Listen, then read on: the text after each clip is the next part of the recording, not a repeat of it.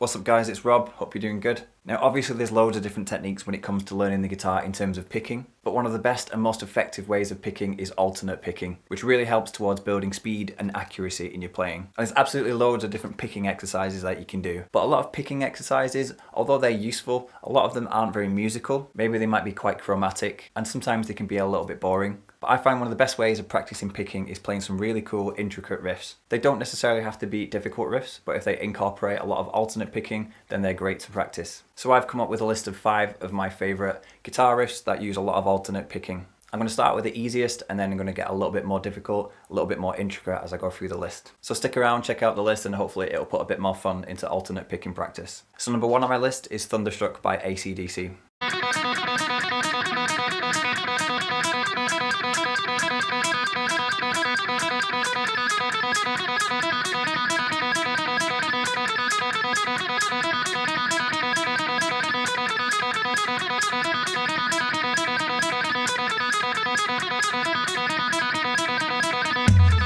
Although it's not necessarily a riff, it's more of a lead. It's more of a lead riff because the background guitar and bass is just playing a continuous B note over this part, but the main guitar part that you're drawn to is the lead, so I'm going to call it a lead riff. And this one's a really great one to practice because it's all on one string. You play the entire thing on the B string and it's just continuous up and down picking whilst picking through some notes. In between every note that you play on the fretboard, you play an open string. The open string would be the upstroke, so you pick down on the first note, up on an open string, and do that throughout the riff. And it keeps running down from the 12th fret down to the 4th fret, and then back to the 12th fret again. And it does that all the way pretty much throughout the song. And it's a really great way of training your right hand, or left hand if you're left-handed, to just continuously pick up and down. Hopefully you can get your picking hand on autopilot, and after a while, try not to think about it so much, just try and get it picking away and then leave it going, and then just try and focus on the left-hand side or right-hand side if you're left-handed. But yeah, Thunderstruck, it's a great riff to practice. Practice it slowly at first with a metronome perhaps, and then build up your tempo when you find that you're getting a little bit better at it. Number 2 on my list is Plug-in Baby by Muse.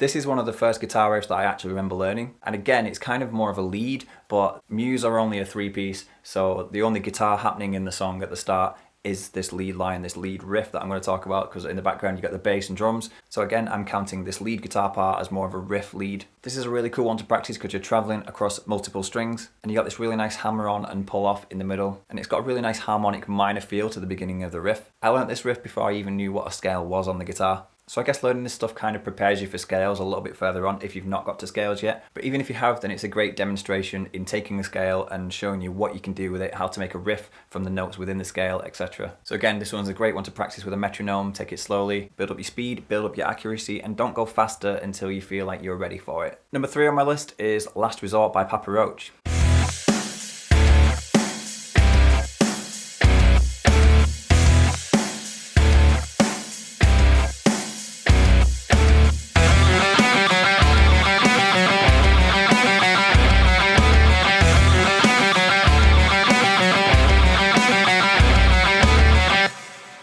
Again, this is one of the earliest riffs that I remember learning. It's one of the riffs that got me into wanting to play guitar in the first place. I was around about 12 or 13 when this song actually came out, and that's roughly when I started playing guitar. It's such a cool riff, basically taken straight out of an E minor scale. So again, it's another great demonstration in how you can take a certain scale and then make a riff from it. And this riff is just straight alternate picking up and down, traveling across 3 different strings and just stepping down every starting note with a little repetition on the end. This one's a really great one to practice as well, because if you practice it slowly, you can choose which fingers you want to use, whether you want to play it with your 1st finger, 3rd and 4th to play the intricate parts. And if you don't want to use your little finger, you can just use your 1st, 2nd and 3rd finger.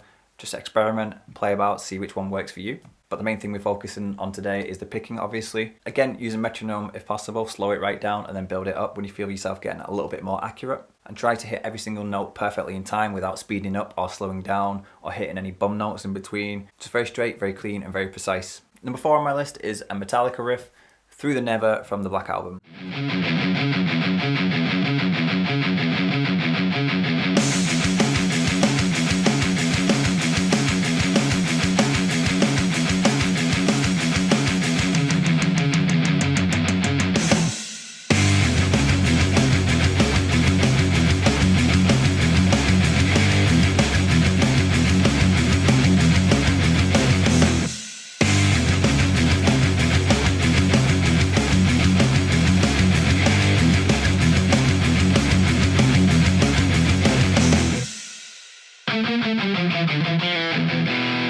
Now when it comes to Metallica and riffs, James Hetfield from Metallica uses a lot of down picking in his playing. So for this riff, he probably will have down picked the entire thing. But only picking down on a riff like this can be very difficult. After a while your arm will start to ache and then your muscles will go a little bit weird, and then your playing will get a little bit more inaccurate as you start to get tired and fatigued. Unless you're James Hetfield, obviously he's very good at it. So I think it's a great idea to practice this riff with alternate picking. It's only on 2 strings, the low E and the A string, and it just has this repeating open string to 2nd fret on the low E and just changes between the 4th fret and the 3rd fret on the A string, and it just repeats that every so often. It's got a little bit of a break where it plays a power chord on the 3rd fret, a G power chord. For most, if not all of these riffs, I'd usually be starting on a down pick and then going down, up, down, etc.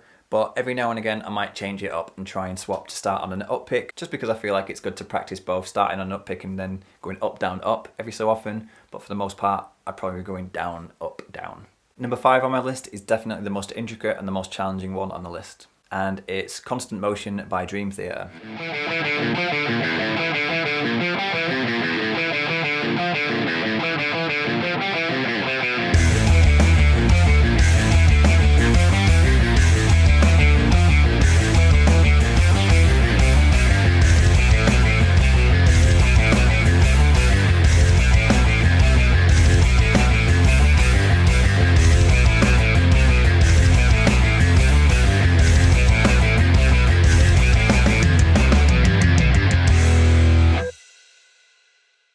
When you think of alternate picking in general, quite a few players come to mind, but one of the main ones is John Petrucci. He's amazing at alternate picking, and he's really known for his accuracy, his precision, and his fluency whilst alternate picking. I know from watching a lot of Dream Theater videos that John Petrucci likes to practice to a metronome quite a lot. As I said, it's a great way of building up your accuracy and your timing when you're picking. When I play the riff from Constant Motion, I'm doing continuous alternate picking, but the riff itself can be quite confusing because it doesn't just stick to the straight 4/4 time signature that a lot of the other riffs would. The time signature within this riff changes quite a lot, but that shouldn't affect your alternate picking. That being said, it might be difficult to practice this one with a metronome due to the different time signature changes. So without the metronome, perhaps practice this one really slowly and build it up. So there you go, that's my list of my 5 favourite guitar riffs for practicing alternate picking. Now obviously there's a lot more riffs I could have picked, so I want you to let me know in the comments what riffs you like practicing which really help you with your alternate picking. Also, what other techniques do you use to practice your alternate picking in general? Do you practice with a metronome, or do you prefer to practice without one? Or do you avoid alternate picking altogether and just take a leaf out of James Hetfield's book and just do straight down picking? Either way, let me know down below in the comments. So I hope you enjoyed this video.